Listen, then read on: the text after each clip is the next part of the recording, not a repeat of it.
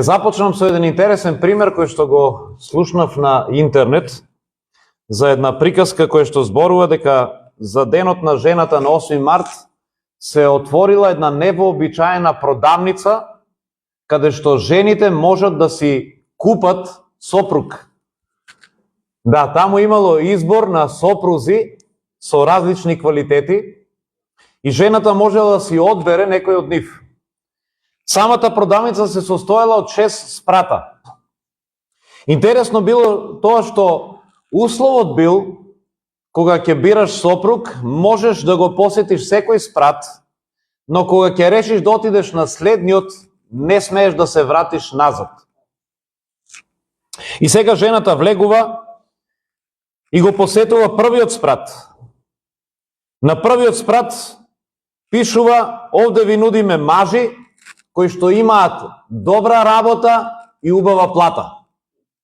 За една жена ова навистина е примамливо. Но таа си рекла: имам уште 5 спрата, пајде да видам што има на другите. Решила да го посети и вториот спрат. На вториот спрат пишува: овде ви нудиме мажи кои што имаат добра плата и кои што си го сакаат своето семејство и сакаат деца. Опа, ова уште поубаво.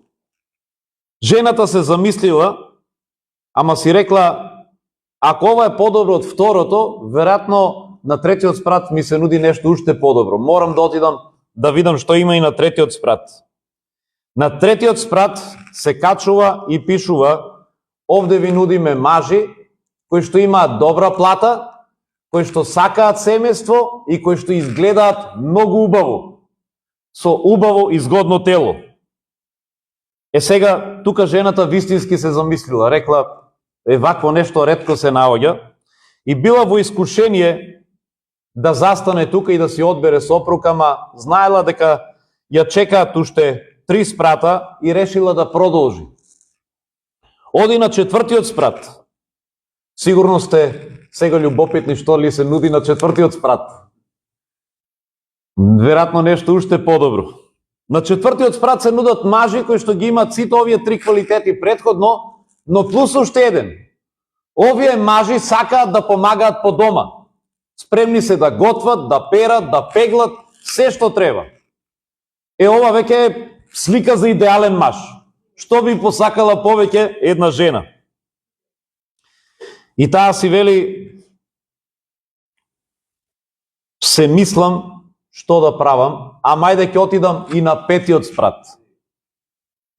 Се качува на 5-тиот спрат и таму пишува: овде ви нудиме мажи кои што имаат добра плата, кои што сакаат семејство, кои што изгледаат многу добро, кои што сакаат дома да помагаат, да готват, да перат, да пеглат и плюс се романтични. Што би посакала повеќе една жена од сето ова? Идеален маж.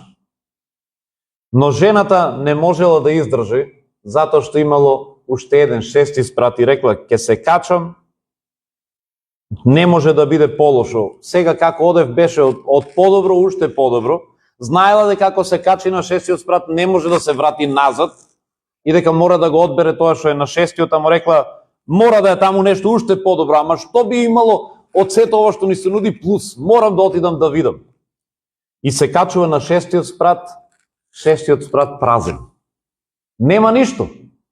Само еден голем екран и на екранот пишувало: на овој спрат не се нуди ништо, вие сте веќе 3.351.000 посетител, овој спрат постои само за да покаже дека на жената не може да ѝ се угоди.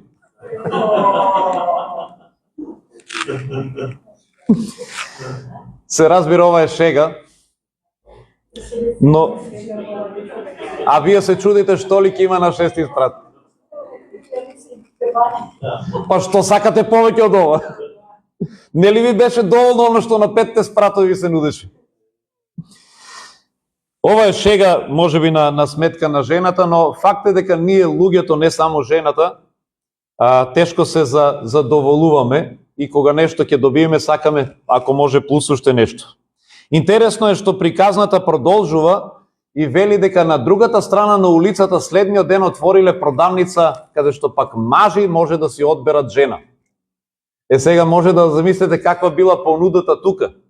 Исто имало 6 спрата, влегува еден маж и на првиот спрат пишува: овде се нудат жени кои што имат прекрасно и заводливо тело и никогаш не го одбиваат својот маж во кревет. Приказката кажува дека останатите спратови не биле посетени од никого. Ние мажите некако се задоволуваме со ова. Нека има само добро тело и да не одбива во кревет. Но вистинското прашање, оно за кое што сакам да зборувам денеска е: што на вистина еден маж очекува од жената? Дали на вистина само добро тело? Или можеби уште подобро, уште подлабоко, како Библијата ја представува идеалната жена? Дали идеалната жена треба да има само добро тело и дали е важна надворешноста само, како што по некој пат така изгледа, и е навредливо навистина ако само телото е важно? И што кога телото веќе нема да е идеално? Или пак Библијата ни кажува дека идеалната жена, онака како што Бог ја замислил и онаа жена што му е угодна на Бог, во себе има многу повеќе. Затоа ни зборува книгата Изреки, 31-та глава. Таму е опишана идеалната жена. Во некои преводи стои врвната жена, нашата Библија нарекува добродетелна. И ни кажува дека таква жена е тешко да се најде. Јас би сакал некој од вас да ја прочита оваа глава, но почнувајќи од 10 стих. Бејќи од 10 стих до 31 сушност поемата за жената во која што е опишана таа идеална жена. Кој ќе најде добродетелна жена? Таа вреди повеќе од бисери. Мажовото срце се надева во неа и не ќе му недостига печалба. Таа му прави добро, а не зло, во сите дни на својот век. Набавува волна и лен и вешто работи со своите раце. Таа е како трговски брод, оддалеку го донесува својот леб. Таа станува уште во ноќта, ги храни своите домашни и им одредува работа на своите прислужнички. Ако забележи нива ја купува, со плодот на своите раце сади лозје. Со сила ги опашува своите бедра и ги зајакнува своите мишки. Гледа како и напредува работата, ноќе не и гасне светилката. Со рацете посегнува по предилката и со прстите го држи вретеното. Ја отвора својата дланка на бедниот, ги испружува рацете кон оној кој има потреба. Не се бои од снегот за своите домашни, зашто за сите деца има по 2 облеки. Сама си шие покривачи, се облекува во лен и во црвено сукно.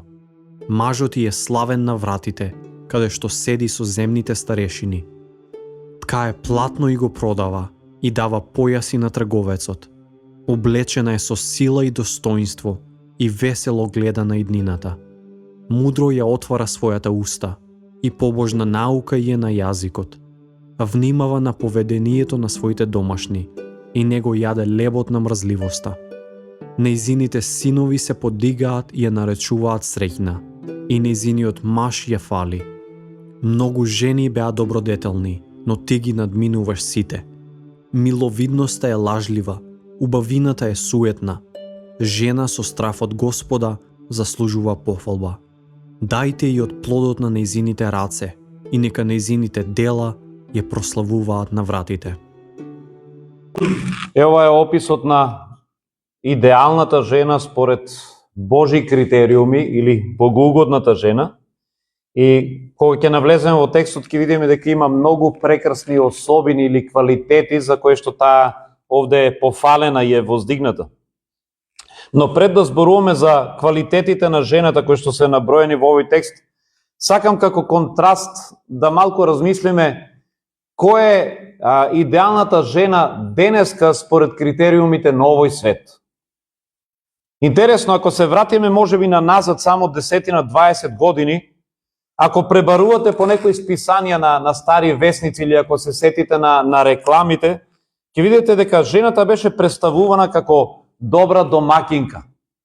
Секогаш некаде во кујната нешто готви, или на слики ќе ја видите заедно со незиното семејство, тука е незиниот сопруг, дечињата наредени покрај неа, таа облечена пристојно. И тоа беше некако слика за една идеална или посакувана жена. Денеска рекламите ни нудат нешто сосема друго. Па и модерниот феминизам се бори за жена која што нуди сосема други вредности. Денеска жената ја прикажуваат секогаш како разголена и секогаш е пренагласено телото. Во рекламите таа мора да биде секогаш истегана, разголена, во хеланки, не знам, мора секогаш да биде посакувана уште на прв поглед од мажот. Денеска жената е независна, таа стреми да биде успешен бизнисмен, таа треба да е бунтовна, секогаш да се бори за некакви права и сосема поразлична слика од она што го читавме сега или од она што можеби беше пред околу 20 години.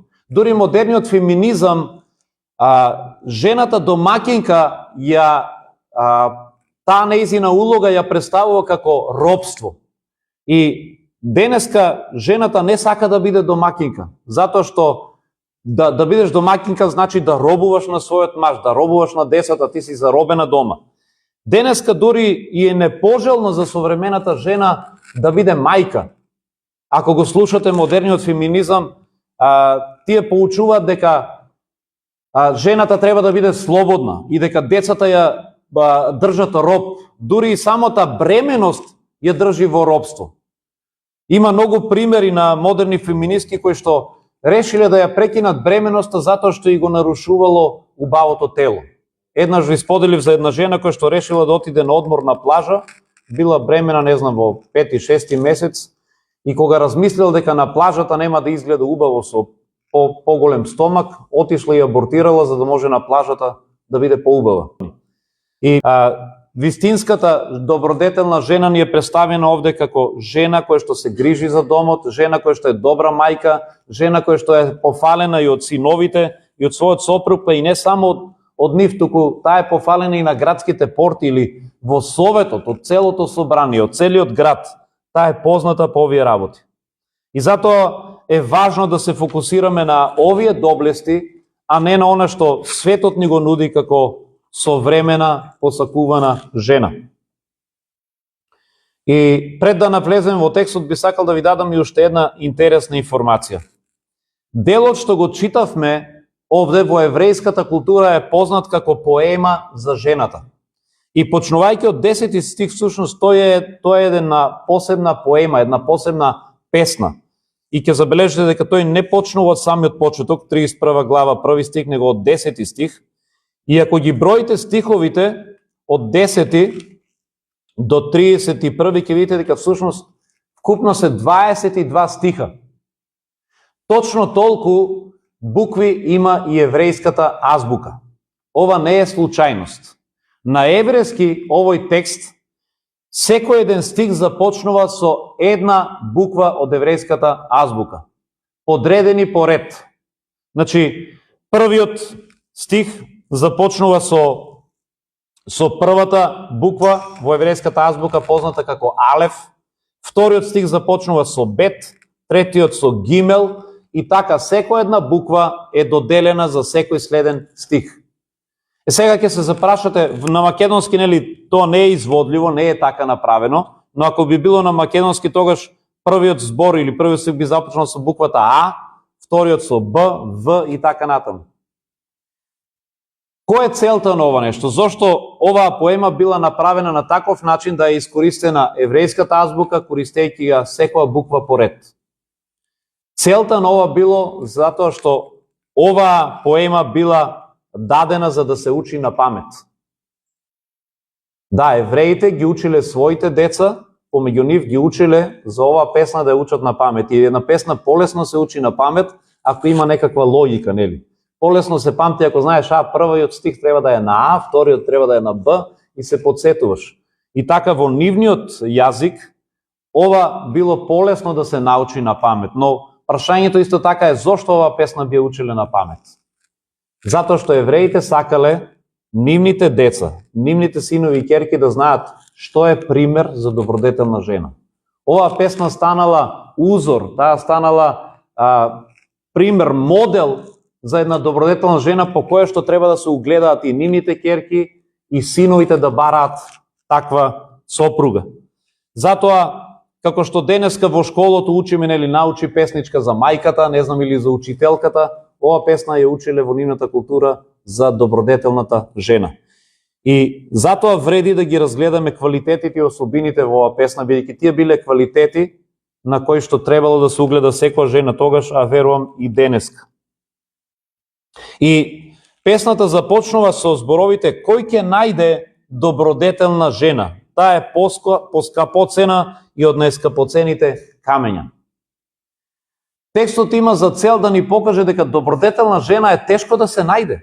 Жена со вакви квалитети е тешко да се најде. Не секоја жена, за жал, ги има овие квалитети, но и овде има две нешта кои што индиректно овој стих не потикнува или ни кажува. Прво нешто, ако е тешко да се најде, тоа значи дека треба да се бара.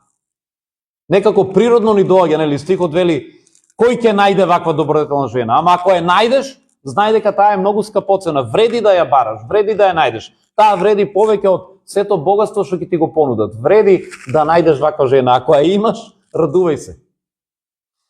А второ нешто кое што можеби може да се создаде овде како размислување е дека останатите жени се лоши, нели, и ретки се оние што се добри.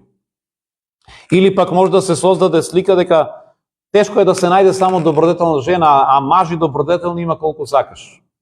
Но важи обратното и за мажите, иако овде не е спомнато, овде песната е посветена на жената, но како што вистината за жените важи дека е тешко да се најде добродетелна жена, истото важи и за мажи со добар карактер.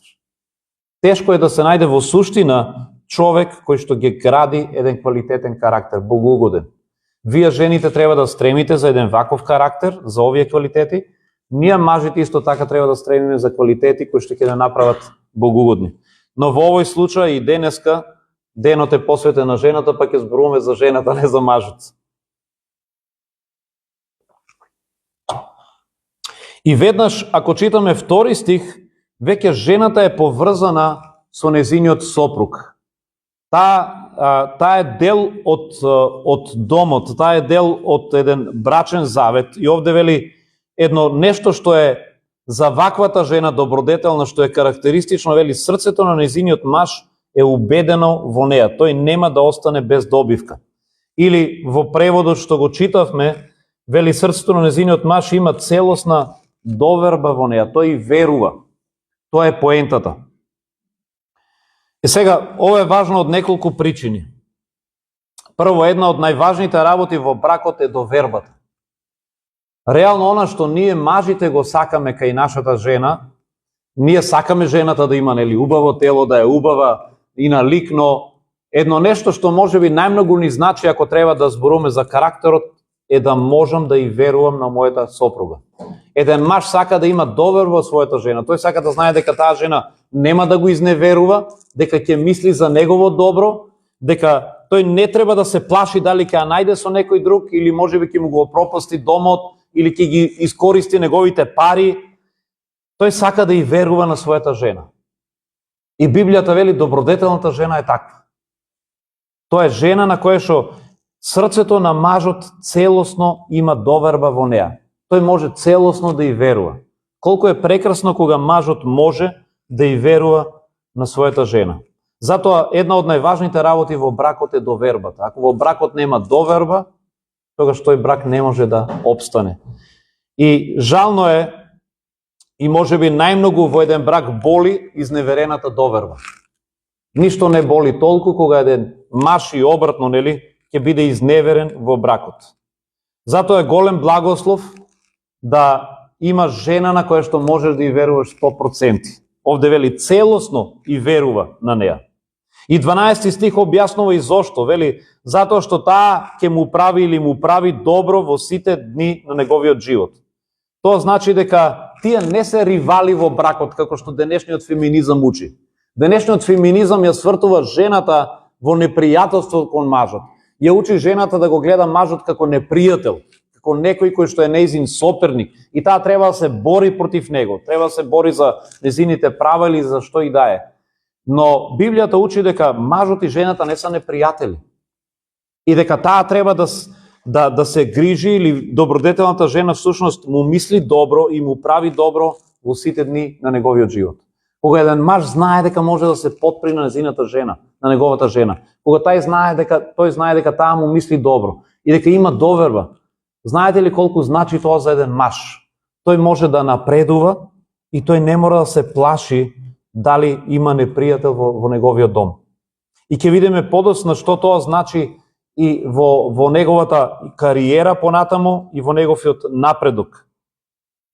Има и уште една причина зашто е запишан овој стих, а тоа е дека во времето кога е пишуван, во еврејската култура, може би ова ќе ви звучи навредливо, но тоа е вистината, жената била третирана повеќе како слугинка во домот, отколку како рамноправен член на домот. Мажот не ја третирал еднаква на себе си, туку таа била само една слугинка која што вршила работи по домот и многу од мажите не и верувале на своите жени. Тие дури не ги сметале за достојни да и го доверат домот или да и доверат особено вредни работи. Затоа мажите кога излегувале од домот, тие си ги заклучувале вредните работи за жената случајно да не ги украде или да не ги продаде, да не направи нешто со нив. Колку ова звучи навредливо за жената. Жената која што мажот во неа не гледа некој во кој што може да има доверба или не гледа достоен за да ги довери клучевите или домот, затоа што не ја сметал на исто ниво со него. Но овде, замислете сега, наспроти ова нешто, Библијата има поинакво мислење, дури спротивно на културата во тоа време. Библијата кажува дека добродетелна жена е жена на која што мажот целосно и верува. И колку е ова револуционерно во однос на културата во тоа време, кога било искажано во време кога мажите всушност не искажувале доверба на жените. Па и денеска ние знаеме да кажеме, нели, ако мажот се дава на жената, ние знаеме да кажеме, мајбе, ти си станал папучар, нели? Се жената тебе ти прави. Но всушност ова значи дека тој маж може да и верува на жената. Дали денеска може на жената да й дадеш картичка и да ја кажеш лозинката на картичката без да се плашиш дека таа се ќе потроши? Обично на шега, нели, ние велиме беге не давај картичка на жена. Има еден виц за тоа дека полицијата нашла украдена кредитна картичка и кога му се јавиле на власникот на картичката, востановиле дека всушност картичката била украдена веќе 3 недели. И го прашале, добро, зошто не пријавивте, веќе 3 недели картичката ви е украдена, не пријавивте дека ја нема? Тој рекол, знаете што, востановив дека крадецот троши многу помалку од мојата жена, па вака добро ми е. Повака му се исплати повеќе крадецот да ја има отколку жена му. Но ова не значи дека е вистина со секоја жена. И всушност Библијата овде кога зборува за добродетелната жена, вели тоа е жена на која што мажот може да и верува и на ова поле.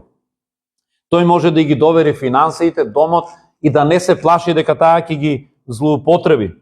Да не се плаши дека таа ќе ги користи себично само за себе, бидејќи тој знае дека таа пред се мисли за неговото добро и за доброто на домот, на децата, не само за себе си. И ова е таа особина која што Библијата продолжува да ја негува дури и во Новиот Завет. Вистинската добродетелна жена е жена која што се грижи за својот дом. И не само што се грижи, во Новиот Завет таа е наречена управител на домот. До таа мера е дадена довербата што таа е одговорна, таа е менаџерот на домот, на семејството. Ако читаме во Тит 2 глава 5 стих вели: кажи им на жените да се трудат да бидат добри домаќинки и добро да управуваат со својот дом. Значи, тие се назначени како управители на домот. Ние би рекле министер за внатрешни работи. Во 1 Тимотеј 5 глава 14 стих исто вели Павле: од младите вдовици очекувам да се грижат добро за својот дом или за своето домакинство. Ова не значи дека жената е само домакинка и таа е врзана тука и Библијата вели ајде гледај таму работа по домот, готви нешто период и тебе за друго не те бива. Но тоа значи дека таа е толку способна што може мажот наспроти културата во тоа време да и го довери целиот дом без тој да се плаши. И гледате, ова не било само работа на жената. Ако читаме во Стариот Завет, кога Јосиф бил продаден во Египет, пишува дека него го купил еден човек кој што бил советник на фараонот Петефри, и Јосиф толку добро се грижил, толку ја стекнал довербата, што вели Петефри го постави за управител на целиот дом. Може да замислите. Тој видел во него такви квалитети, способности, што тој рекол: ти ќе управуваш со мојот дом. Сега, дали тоа за Јосиф било понижување? Не. Ние кога го читаме, ние го гледаме тоа нешто како пофалба, како доблест, викаме: еј, Јосиф колку способен бил. Го поставиле на една позиција која што е важна. Затоа и овде позицијата на жената во домот да биде управител е една важна позиција од доверба. Не е понижувачка позиција. И понатаму кога ќе читаме во поемата за жената во Изреки 31 глава, ќе видиме дека оваа жена не е само роб на домот. Читаме за неја дека таа е и добар трговец, таа има своји слугинки, дека таа е позната во градските порти, таа знае да пазарува добро, таа се грижи за многу други работи и се доверени. Затоа оваа жена не е само врзана за домот и ништо повеќе. И кога зборуваме за жената во контекст или поврзано со нејзиниот маж, сега ќе прејдам малку надолу, ќе прескокнам неколку стихови и ќе видим уште една особина во која што жената е пофалена можеби индиректно. Во 23 стих, ако читате, вели: мажот нејзин е познат кај портите, кога седи со старешините на земјата. Ако некој седи во градскиот совет, ние сметаме дека тој човек има квалитети. Ние ќе кажеме: еј, овој човек е во советот во Неготино или во градскиот совет во Скопје. Тој е главен таму, учен е, паметен е, изгласан е. Но зошто овој факт би бил поврзан со жената? Што мислите? Вели: нејзиниот маж е познат кај градските порти. Тој седи таму и тој е познат во градот. Затоа што индиректно жената е заслужна за неговата позиција. Влијанието на оваа жена е толку големо што таа допринела нејзиниот маж да биде успешен.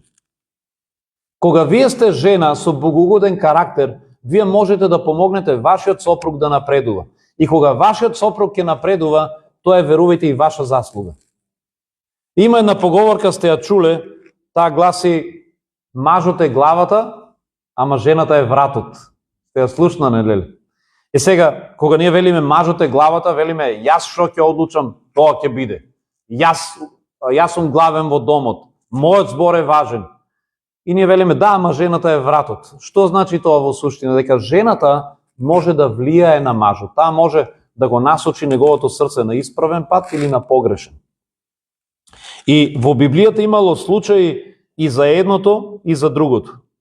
И верувајте, жената може во голема мера да допринесе или да направи еден маж да тргне на добар пат или да стане познат дури во градскиот совет, или пак да тргне по лош пат. Еден таков пример за човек кој што тргна по лош пат е, ако читаме во Стариот Завет, е царот Ахав. За него се кажува дека беше еден од најлошите цареви. Тој се подигна и против пророк Илија и сакаше дури да го убие. И сега, интересно што знаеме за царот Ахав, дека тој имаше една жена која што беше уште полоша. Може би во целата историја на човештвото, ова е најозогласената жена. Незиното име е толку звучно во негативна смисла, што дури се спомнува таа како алегорија, се спомнува во книгата Откровение како жена која што ги прогонува христијаните. Незиното име е Езавела или Језавела.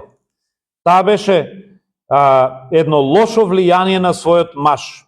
Читаме за неа, за Језавела, читаме дека таа имаше негативно влијание и го поттикна на идолопоклонство, да му служи на Ваал. Таа го поттикна да ги прогонува Божите пророци. Исто така таа му даваше лоши совети, кога цар Ахав посака една нива, но собственикот на нивата не му ја даваше, таа рече, ќе кажеш некој лош збор, дека тој збореше против Господа, го хулеше Господ, ќе кажеш лага, ќе го каменуваат, ќе умре и потоа земи му нивата. И тој ја послуша и го направи тоа нешто. Тоа беше лош совет, на еден злобен начин тој ја зеде нивата, но тоа беше заради тоа што тој слушаше една жена која што имаше лошо срце. Ако читаме од друга страна во Библијата ќе видиме дека кога се спомнуваа имињата на цареви, особено оние кои што беа добри цареви, секогаш беше спомнато и името на нивната мајка. Читаме за царувањето на Јеровоам, израелскиот цар.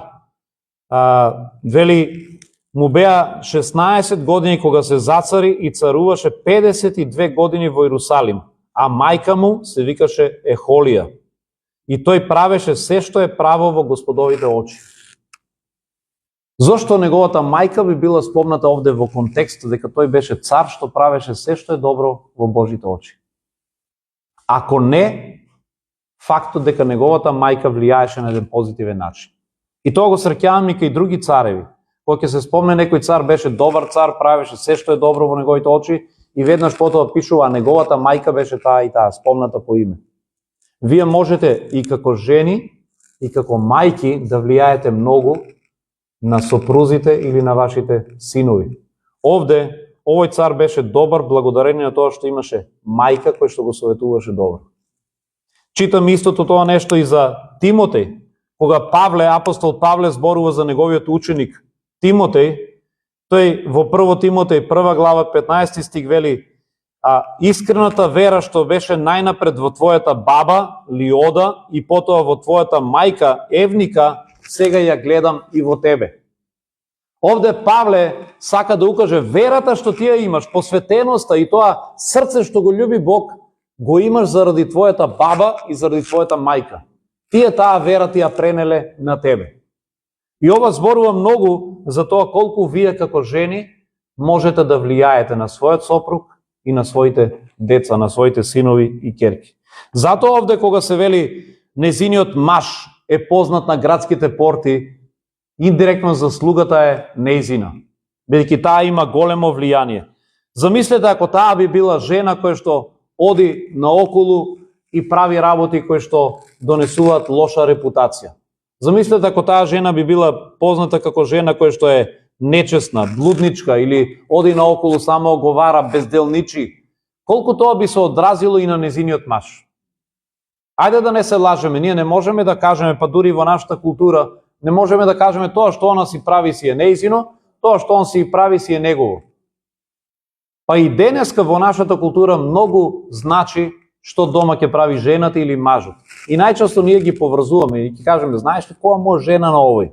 Еј, не питај, не кажувај. Знаеш ли што неговата жена прави? Или замислите обратно. Замисли колку успешна жена и прекрасна жена има овој човек. Неговата жена е исто така успешна. И исто зборуваме и за мажот. Може да кажеме, оваа жена има маж кој што е чесен и кој што е на таа и на таа позиција. Многу значи што во еден дом прави и жената и мажот. Затоа бидете жени кои што со вашето поведение ќе донесете на вашиот дом и на вашиот сопруг, ќе донесете пофалба.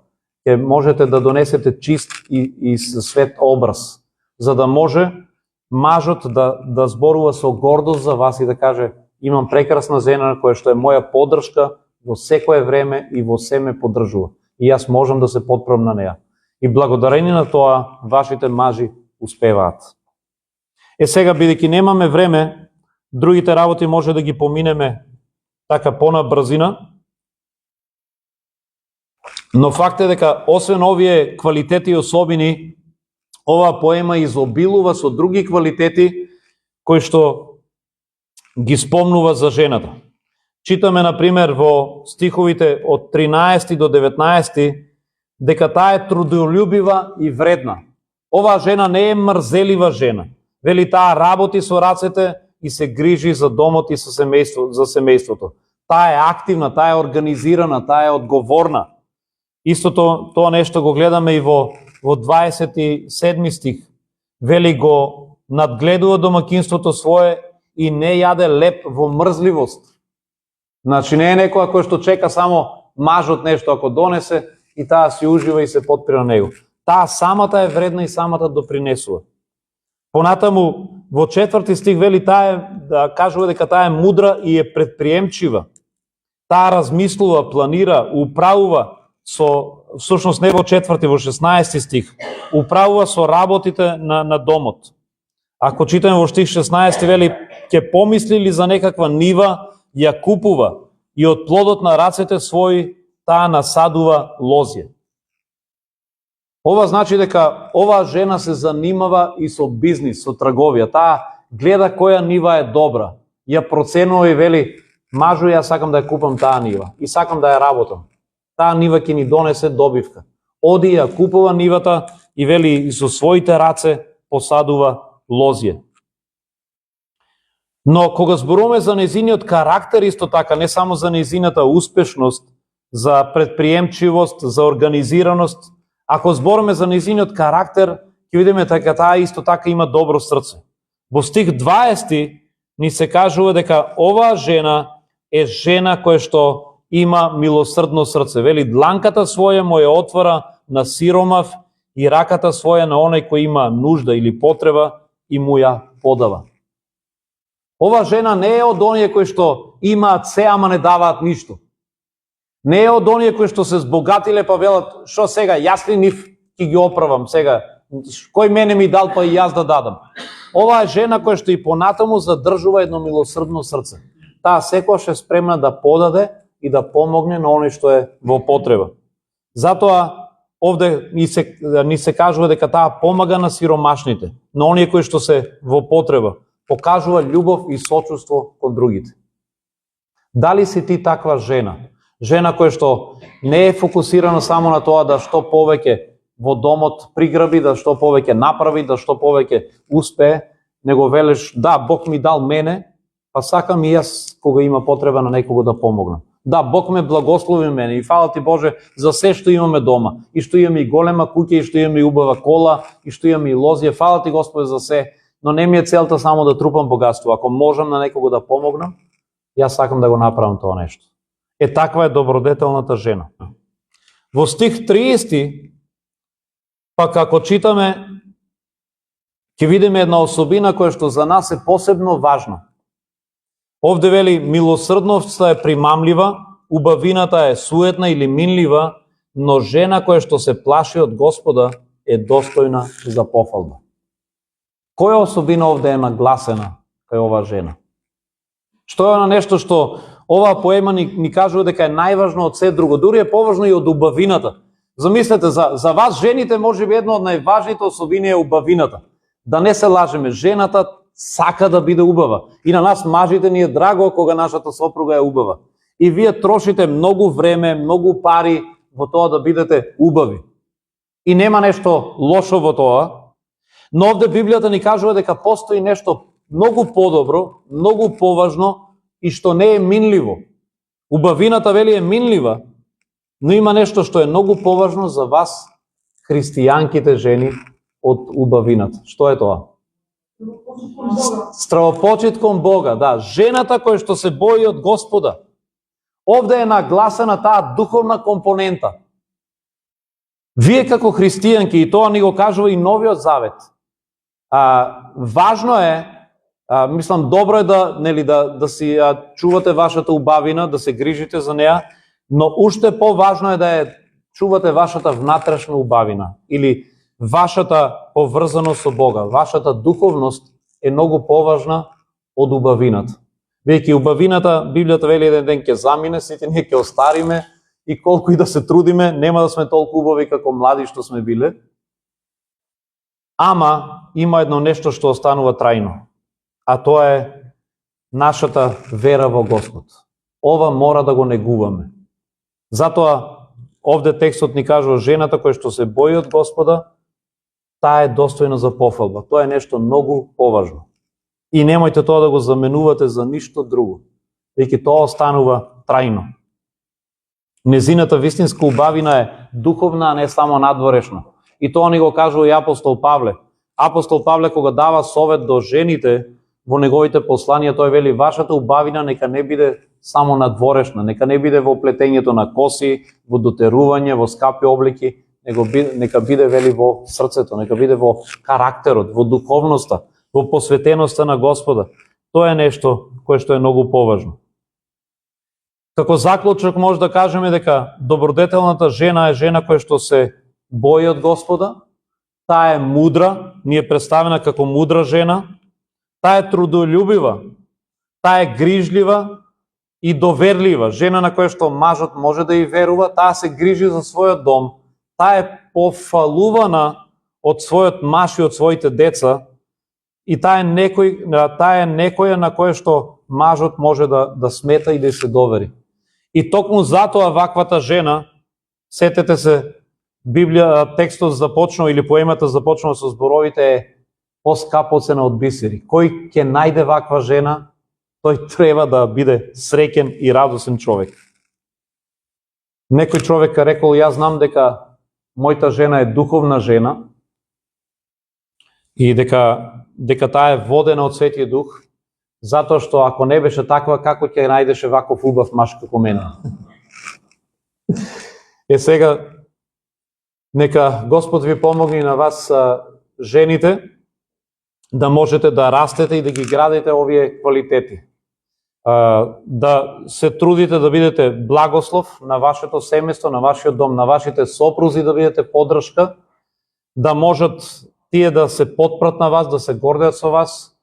Жена која што ќе биде со страв Божи, богугодна, и жена која што ќе биде, како што вели Библијата, тешко да се најде, поскапо цена од бисери.